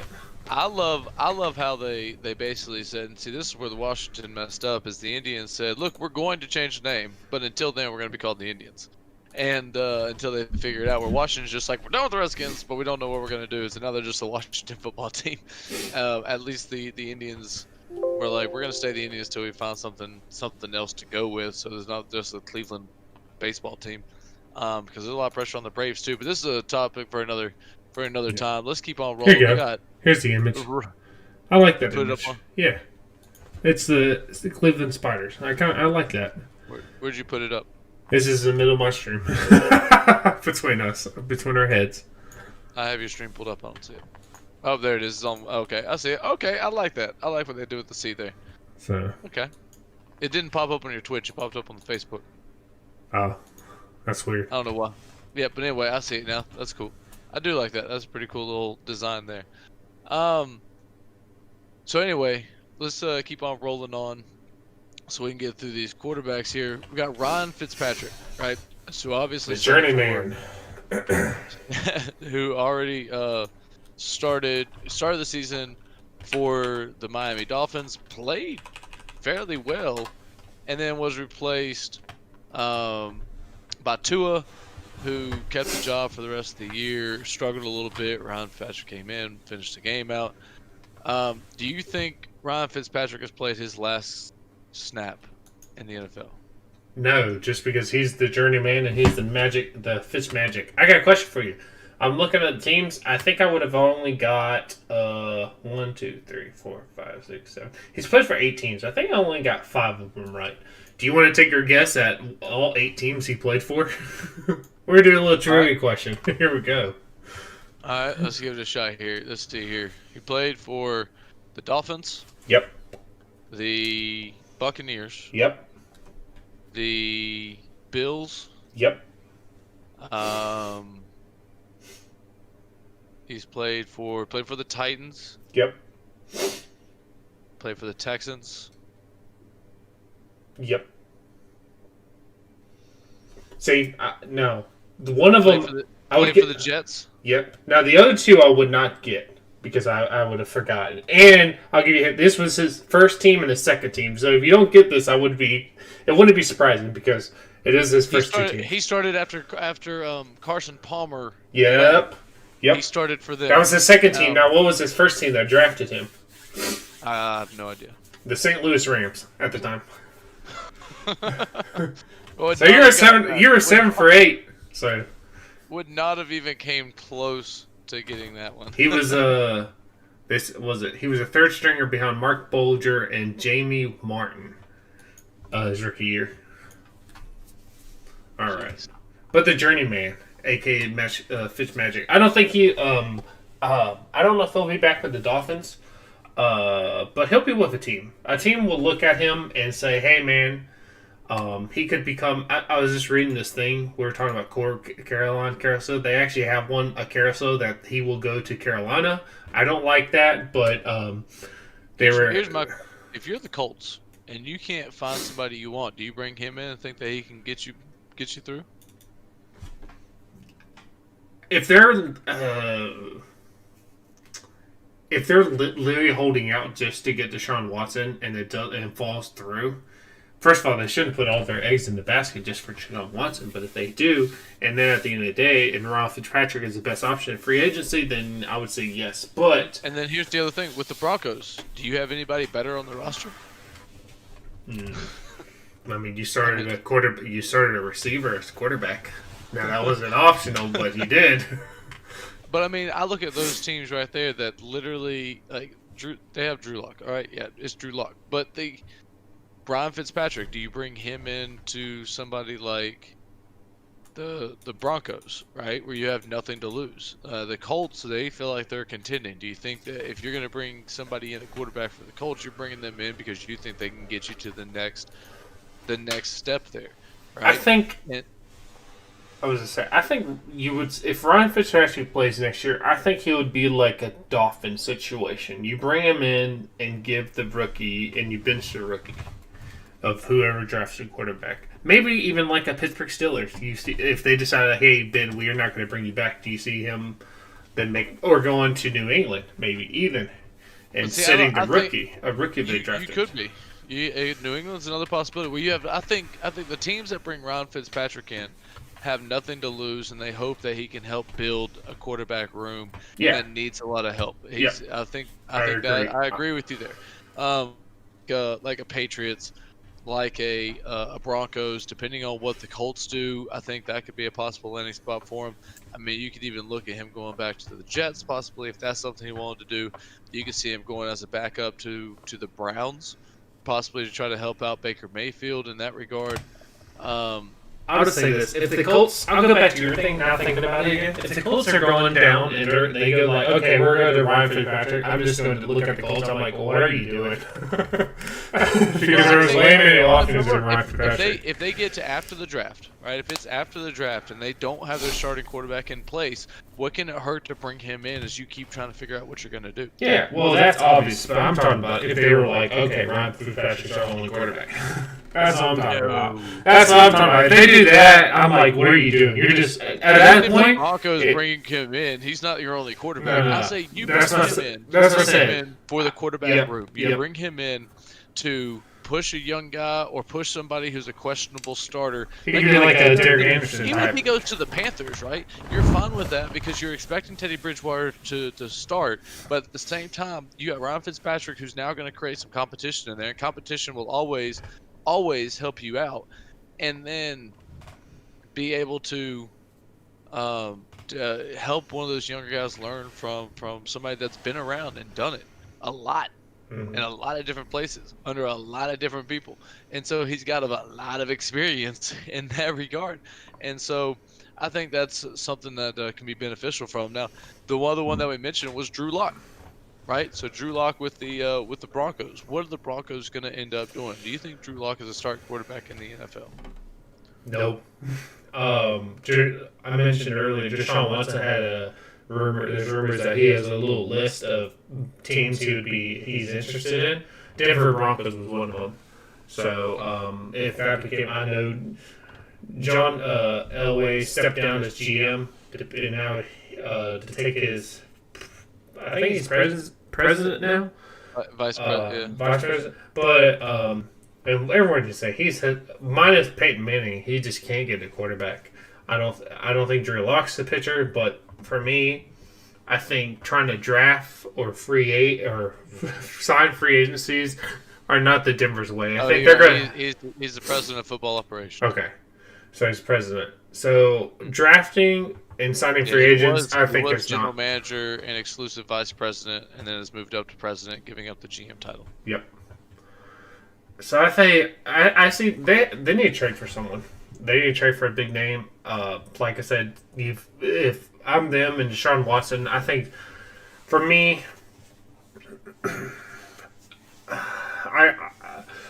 these are the big names that should be in consideration. I haven't actually heard Denver be aggressive or mention any trades talks. But Deshaun Watson, if you heard Deshaun Watson is interested in your organization, and then finally Texans have put out trade block, I think they should go out for him because at the end of the day, you throw the house at him, see if he can get him, and he'll change the franchise. At the end of the day, we saw what Broncos did. They were paper-wise, they were a bad team, especially missing their best player, Von Miller. This defense was still really good. And like we saw, they gave every team they played, like they gave the Chiefs, when playing in Denver, a really hard time. They have a lot of young receivers and a young talent on that roster. They just need a quarterback. So I don't think Drew Lock's the answer. I don't know what they're going to do because they haven't been really aggressive. But it comes down to, I think, what the dominoes fall at first. What happens? Yeah, I think a lot of it will depend on what ends up happening there. But I do think they need to find something out. I think they have a lot of pieces that they can actually go through and make some moves in the league. But they just got to get that quarterback situation taken care of. So let's go on to the next one. Kirk Cousins and the Vikings, right? So now this one's a little interesting, right? Because it's not that they don't think they can win with Kirk Cousins. It's the matter of money that they're spending on Kirk Cousins. I think it's a Jimmy G situation. Because, he signed a 2-year, $66 million deal. And I think it's a Jimmy G situation. Yeah, I mean, you're going to... They will move from him, but they're not going to move from him unless they find someone better. Agreed. I mean, this year he's due to make $21 million, right? And then next year he's due to make $35 million. So I think that the reason they're looking at moving on from him is because they don't want to have to pay him that $35 million after what he did. Well, they don't want to pay him. Do you know what he's supposed to make the year after 22? His last year, $45 million. Well, that's what I'm saying. Next year, like his $35 million base salary, another $10 million signing, so it's a cap hit of $45. Yeah, and then the following year is $45. The 2022 is $45 million. Yeah, that's what I'm saying. 2021 is $31 million. Yeah. And so I don't think they necessarily want to pay him that much. I think they realize, like, well, crap, we signed him for too much. If we can try to get rid of him, great. If not, then we'll eat it and play. But I do think they paid him too much money, and I think they're kind of looking back at it going, what did we do? Now, they're not going to just throw him away because he can't help them win. But at the same time, I think they're trying to look at the future and going, if we're going to make some moves to get him out, this is the year to do it with all these quarterback changes. And so I think they're looking. I think they'll entertain ideas to be able to take somebody, but they're not just going to give them away for nothing. Yep. I don't think that there's rumors. The only rumors I've heard about Kirk Cousins is him being going. That San Francisco might do something to bring him back with Kyle Shanahan when he was originally drafted in in Washington. Same thing as Matt Ryan, who we'll talk about him linking back up with Kyle Shanahan. I don't. This is a player I don't see him moving. I don't know if there's a player out there that or a team. Or I don't see them being aggressively trying to trade for a player like Carson Wentz. At that end of the day, you're actually losing more money to take in a big contract. Like, let's bring a big contract that's big that has a longer extension. Plus, we're going to lose out dead cap money. So it's like that doesn't make sense trading for that big like a contract like that. Now trading for like maybe like if they were like let's trade for Jimmy G, that would make more sense. But the question is, if you're taking Jimmy G, you're talking about Jimmy G is just going to be there so we can move on from somewhere else because Jimmy's not going to cost you money because he's not guaranteed any more money. So the Jimmy G trade would make sense if the Vikings want to say, hey, we're looking for our next future quarterback. And we don't think it's Kirk Cousins, and we're trading Jimmy for financial I don't think that trade makes sense for the 49ers, though.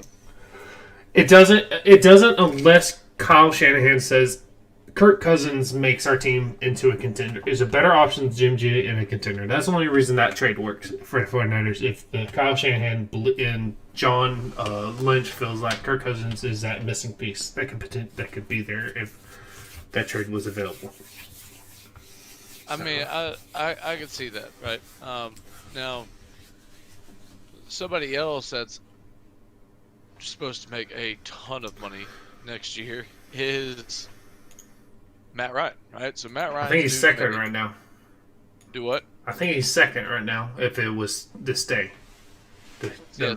So Matt Ryan right now is due to make basically $41 million, and then next year due to make $41.5 million. With the signing bonus and the roster bonus and the option, everything being restructured and whatnot. So he's due to make a good amount of cash. Now, I think there's three options for the Falcons right now. He's obviously been your franchise guy for the last 15 years or so, whenever they drafted him back in however long ago that was. Oh, wait. There you go. So, but at the same time, I think you got three options here. So either one, okay, you just ride it out and see what happens. He'll turn 36 this year. You've seen plenty of quarterbacks do their thing in their late 30s many, many times. You know, Arthur Blank, I think, is a big fan of him. It's just a matter of what ends up happening. So do you use this next draft pick to try to help out your defense, maybe try to help out the offensive line, and move forward saying Matt Ryan is our guy? Or do you do what the Packers did, right, the last two times and draft a quarterback and say, Matt Ryan, we expect you to be our starting quarterback for the next year, two, maybe three, but we're going to groom this guy to take over your spot? Or do you try to trade him and see what you can do with it? I mean, you know, somebody like you were saying with sending him to Kyle Shanahan with the 49ers, do they think that he would give them a chance at pushing forward and doing something? But it's just, I think it's going to be interesting to see what happens. I think that I don't know if they can move him right now because of the money he's going to be making. They could. There's a lot of dead money if they traded him. Exactly. So I think he ends up staying there. I think they draft a quarterback in the first, second round and say, hey, we're going to train this guy to take your job. I think it was unless you pull an Aaron Rodgers and just absolutely go off. Jared Goff right now, like we said, that trade was official. We believe it will. That's the record biggest dead cap hit a team will take. Matt Ryan will be bigger. But I think too, it just matters what the organization wants to do. Does the organization say, "Hey, we were in the Super Bowl in 2016. We have our core still there. Like we saw Ridley, what he did this year. He was outstanding. Julio Jones was injured. we think he'll be back. We have a new coach, and we have the fourth round pick, the fourth pick overall. Can we draft our missing pieces and get back to a Super Bowl contender? The Saints are going to fall potentially, so we just got the Bucks in our division. Can we output the Bucks and win this division? That I think the NFC is starting to get loaded now with the moves, and there's going to be even more. Or are we ready to rebuild and maybe keep Matt Ryan this year, or trade him and draft a quarterback and keep Matt Ryan and maybe look to trade him next year or something like that, and look for your future. So there's a lot of questions of what the Falcons want to do. I don't see them making a move until after the draft, because after the draft we'll know their answer of where this organization wants to go. I agree with you. So, after we talked about the coaching or the quarterback carousel, there's a list of free agent players. I'm just going to go through them real quickly, Matt. And what I'm going to do is we're going to do another little game. All right. So I'm going to say these guys, and I just want you to tell me the first team that you think that they're going to end up with right off of the bat. Okay. So I'm going to leave this to you. And we're just going to go through this thing really quickly because I do think this is a good opportunity to talk about it before it goes through.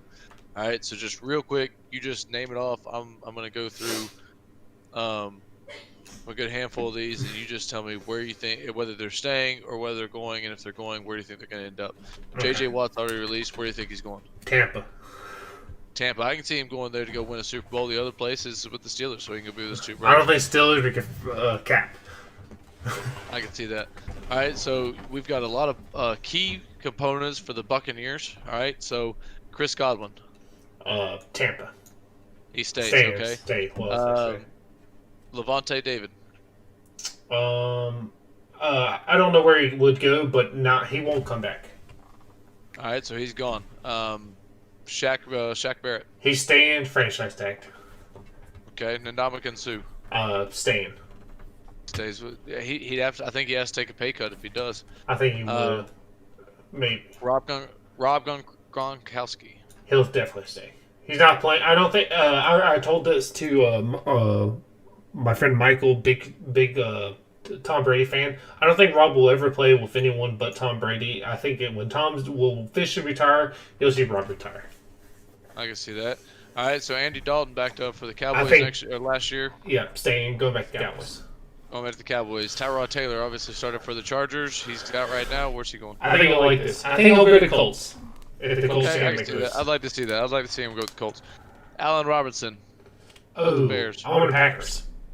You think he goes to the Packers, helps out with that number 2 receiver? I see you. Trent Williams, tackle for the 49ers. Obviously, he's going to be a Hall of Famer. See, stay or go? Chiefs.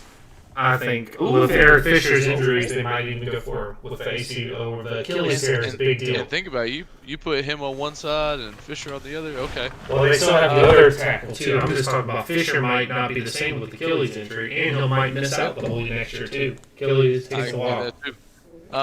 Anthony Harris with the Vikings. I think stay. Think he stays. Okay, I can see that. Justin Simmons. Stays. Stays because he'll get franchise tag. I don't think Denver's letting him leave. Okay. Do you think Will Fuller will stay with Houston? No. I don't know where he goes. With his history, I don't think he'll stay. I don't think he'll stay either. I think if he goes somewhere, it'll be a small contract that he's just trying to stay in the league. Richard Sherman's old ass in San Francisco. He's already going. Or he's not signing back because he said on Stephen A. Smith's show he wants to be a Jet or a Raider. So I'm saying one of those teams will get the job done and bring him in. He really seems like a Raider kind of guy in my mind. Yeah. I can see him going to Raiders for more contender. Being a contender. All right. How about Juju? I say stay. I don't see them getting rid of him. I think they find a way. Now, one that I waited to do here instead of talking about with the Bucks is Antonio Brown. All right, what happens with old Antonio? He stays. I think he's also Rob. He wants to blow Tom because Tom believed in him. So he sacrifices money for it. Oh yeah. Okay. Nadavian Clowney. For any poor team, I think he's still legit. Bud Dupree coming off of injury with the Steelers. I say he stays unless they get J.J. Watt, then he doesn't stay. Okay, okay, I can see that. Now you got Sammy Watkins also coming off an injury. Like the same, any poor team that thinks he's still legit. I don't see Sam Watkins being the same thing. He's injury prone. I don't see him being legit. I can see that. AJ Green. If Allen Robinson doesn't go to Packers, AJ Green. Okay, somebody else that could. But I don't. See, I see the Bengals also, and I can see him staying with the Bengals because he did love Joe Burrow. I agree with that. And then one of the best pass rushers in the league right now, even though he's getting a little bit older right now, he's with the Colts, and he made a big difference in that defense for the Indianapolis Colts. What does Justin Houston do? He's not going to get tagged for his age, but I see two reasons. He stays in Colts, or he goes back to his old team, Kansas City, because they needed another defense. They need another pass rusher on the other end. And if they have if they have him, Frank Clark, and Chris Jones, ooh, that's going to be scary. Same thing as J.J. Watt if he goes to the Chiefs. So he has options too, so yeah. So a little speed round there.